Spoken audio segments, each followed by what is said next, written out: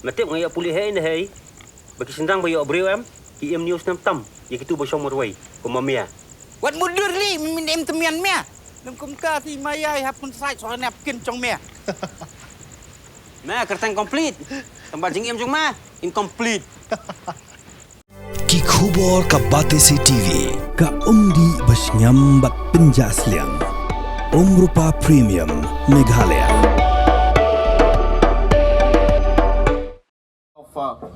Menteri Rangba ke Jylla kontrak ke sama hakin rutrik rempang arah cara pun rio. Ulai ke Batai ke Bniah bah halau ke Thong belabu dekat sorka Jylla. Ban Kynjoh Shaphang ke bekot $10 billion jong ke Jylla hakin bon kiliang.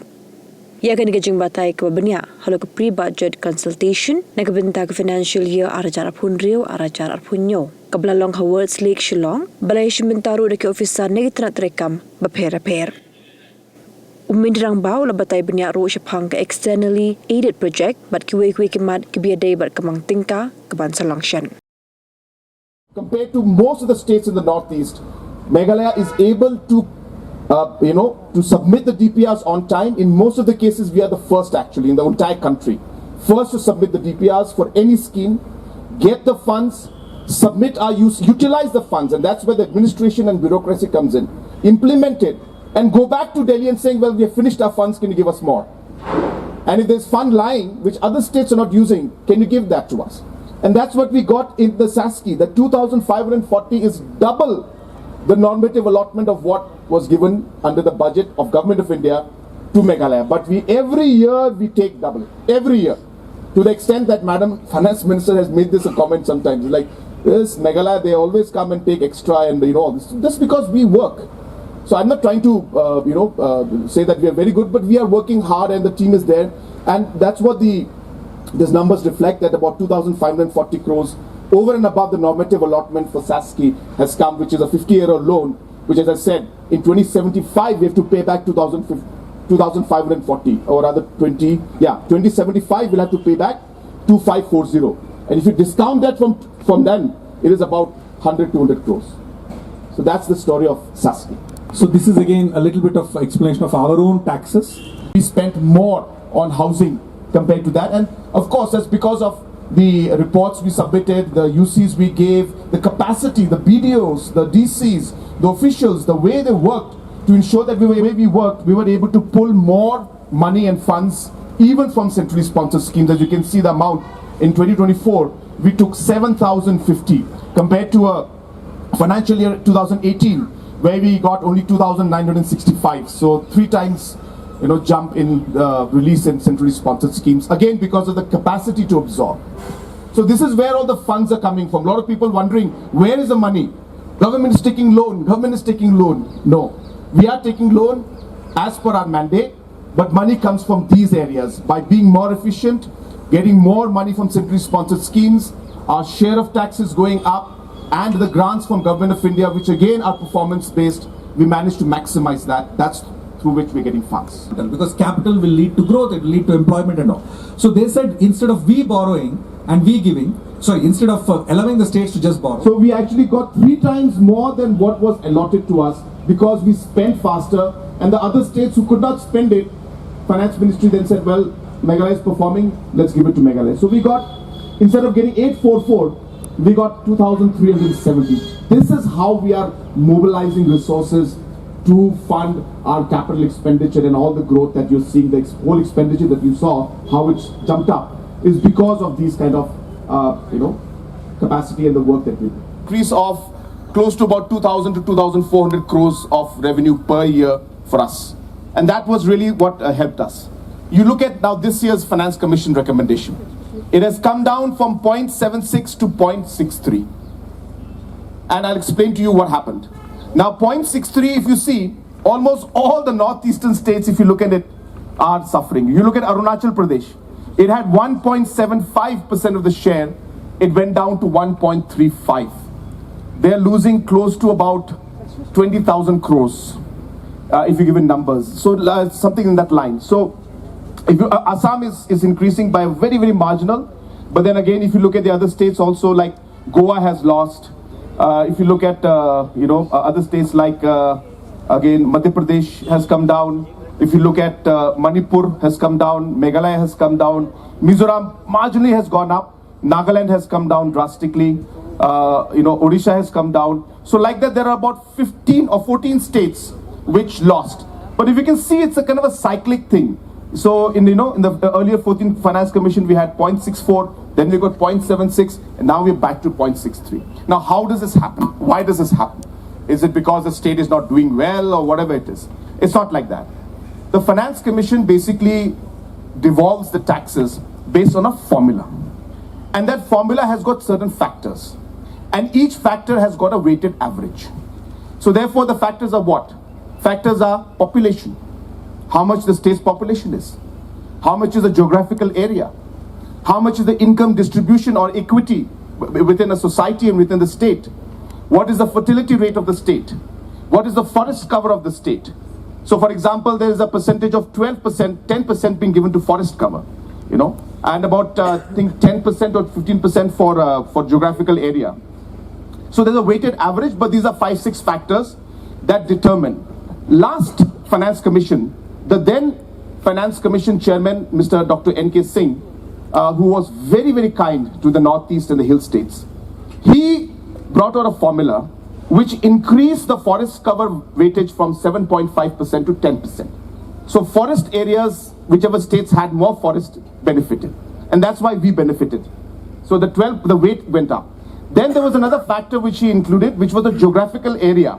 So for example, if a geographical area based on the size, the percentage is done. But there are some states like ours, which is just 22,000 square kilometers. Arunachal is 84,000 square kilometers. So Arunachal gets a lot. So we said, well, can't you have a system where no matter how small the state is, give us a set amount of percentage. So therefore, 2% was the minimum that was kept for the geographical areas. So even if you're small, like Sikkim, which is much smaller than us, they also got the 2%. So the 2% weightage was put in by Mr. N.K. Singh, which then led to the growth of 0.76%.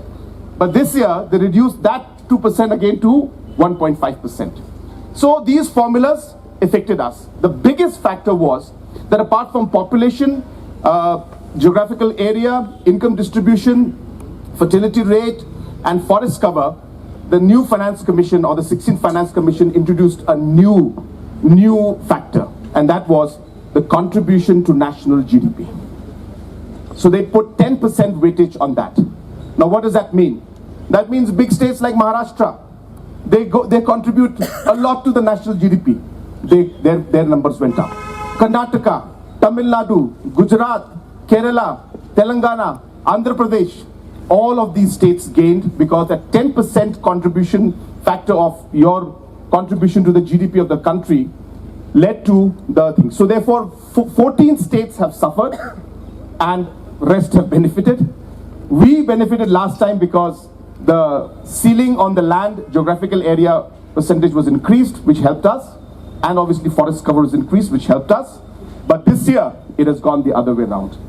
And that's the reason why I had to go and meet Finance Minister yesterday on an emergency basis to tell her that, ma'am, this is something that you'll have to think about, because it's not just Meghalaya. You're seeing Nagaland is going to suffer, the whole Northeast is going to suffer. So obviously Finance Commission is an independent, constitutionally empowered body, so they cannot intervene in the working of the Finance Commission, and normally Government of India accepts the recommendations in toto. So that's how the, in the past has been. So it's not a very easy exercise. But yesterday we went to Madam, we showed, this is just a summary, we showed the entire detailed calculation of where it is, how much crores will be effective, how much the revenue expenditure part is, the revenue deficit grant which we require, blah, blah, blah. The pay commission recommendations. So that's obviously leads to about approximately 30% to 35% increase in the salary burden. So that's in that line. And yes, in the last few years, we have been able to fill up a large number of vacancies that were there. So those, obviously the burdens of that also. So there were about 7,000 vacancies when we took over. Today we're down to about 3,000. And maybe another 3-4 months time we'll be down to less than 500. So those vacancies are being included. Obviously we had to go for new sanctions because especially in medical department there is a real shortage of manpower. So we have to we recruited 500 doctors last 3 years, We've recruited more than 700 nurses, so that number has gone up. And obviously we have got all these schools and colleges that are coming up where we need to give more manpower. And also we have expenditure for schools and mostly the social sector areas. I also want to make it very clear to everyone, which is another thing that a lot of people are always question us, is that who pays for these consultants? Why are we having consultants and why are we paying so much for them? Just to share with you, the externally aided projects that we have a 3%, 5 to 10% gap for administrative expenditure. This is as per rules. It's not what we do. So 12,000 crores means we have 12 into 5, that's about 600 crores we have money from the externally aided project funds to bear administrative expenditures. So that means what? Means hiring consultants, means buying vehicles, means buying, putting up administrative offices, setups. So technically speaking, from our own resources, our state share, our taxes, the money is not going out for the salary of consultants. The salary of consultants is coming out from their own work, which they do to get us externally aided projects worth 12,000 crores, which has got 600 to 1,200 crores of administrative fund lying with it to be used. So that also I want to clear, but it's a great question. But that's what it is. So mostly because of the 5th Finance Commission, and we know that the 6th of Pay Commission and the 6th, right? Yeah, 6th Pay Commission is coming up in the next 2 years, which will again lead to additional burden, but that amount has already been incorporated in the projections that we gave to Finance Commission. 1,582 schools. You look at any of the other states, no one is in double digits. Nagaland, 2,700 schools. Manipur, 4,600 schools. Mizoram, 3,900 schools. And Meghalaya is like completely off the charts. We have 14,582 schools. You look at the teachers, we are at 55,000 teachers. And all the other schools that are there, other states, you'll see Manipur 42,000, so and 36,000, 31,000. You look at the last column, this is the government aided schools. This is what we call the ad hoc and the deficit schools. So we support 4,172 deficit and ad hoc schools. And all the other state governments, you can see, Nagaland has zero support to private. So what is ad hoc and deficit? They're all private colleges and schools. They're not owned by us. They're owned by a community, managing committee, a mission, or individuals, and they were given grants. And the amount, of course, is the amount there? Next. So this picture is very important for you to understand what kind of pressure we face in. Oh, this is a great one. So, I mean, just to share with you, there are 206 schools where we have teachers, they're teaching, but there is no student. There is no student. We pay grant and aid to these 206 schools. There are 2,269 schools which are single digit, which means we have 5 teachers and we have 5 students. And we still pay salaries to them. So now my concern is, why can't these schools be closed? I think that's what you'd say. Well, the first problem would be, there will be political reaction. And immediately the headmen and everybody would come and say, why this? And the political other team would come and say all this. But it's the right thing to do with existing schools that are there. What happens is, why do we have 14,000 schools? We have 14,000 schools because in the same location, there is a school that is run by SSA, LP, government LP. There is one that is ad hoc by one religious, denomination. Another one by another religious denomination. So like that, there are 5 students, 10 students in each of these schools, but there are 5 teachers in all of them. So if there was one school, we would be actually having 20 teachers and 20 students. So that is the reason why we have so many schools and so many teachers. I'm not saying this is true for all the villages, but roughly 70% that's the story. So our idea is to bring them all together. Is a possibility there where we can merge and without removing the teachers. So therefore, let there be 20 teachers and 20 students, no problem. But we will phase it out. Slowly there's one school, so we don't need 20 teachers, but that appointment has been done, so we don't remove them. But slowly we phase it out till we come to a rational number. I mean, these are the numbers that I feel we should share with the public and the society at large to understand that, I mean, this can't go on. So if you look at this, immediately if we're able to merge these schools, we'll be down to 12,000 schools. You see?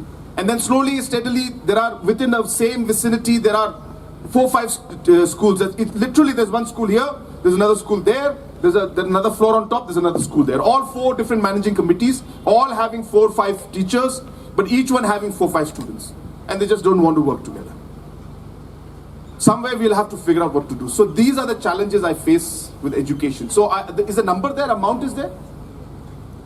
How much we pay to grant and aid? Just go up. Just go up. One more. This one. No. Down. The associations, yeah. Next one, yeah. These are the total associations of teachers in the state. There are 24 teachers associations. Ad hoc itself has got 4 of them. And SSA itself has got 4 of them. So I think you must have all read in the papers that we have decided now to give them a structured pay. So that's going to cost me about 800 crores. But we're doing it because we don't want this to continue. Now, let me tell you again, a lot of times, a lot of you come and tell me, why aren't you paying? Why aren't you paying? You have to remember, the categorizations are different. Ad hoc is not government. Ad hoc is a grant and aid we give to a school that's run by, say, Gagan. And it was decided that the grant and aid is going to be given to him. So he is supposed to pay the salary, not us.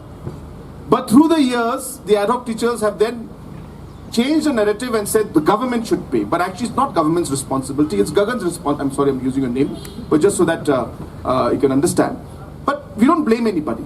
So we realize that whatever the story or whatever the situation, it is our responsibility to solve the problem. If I keep putting the blame, we're not getting anywhere.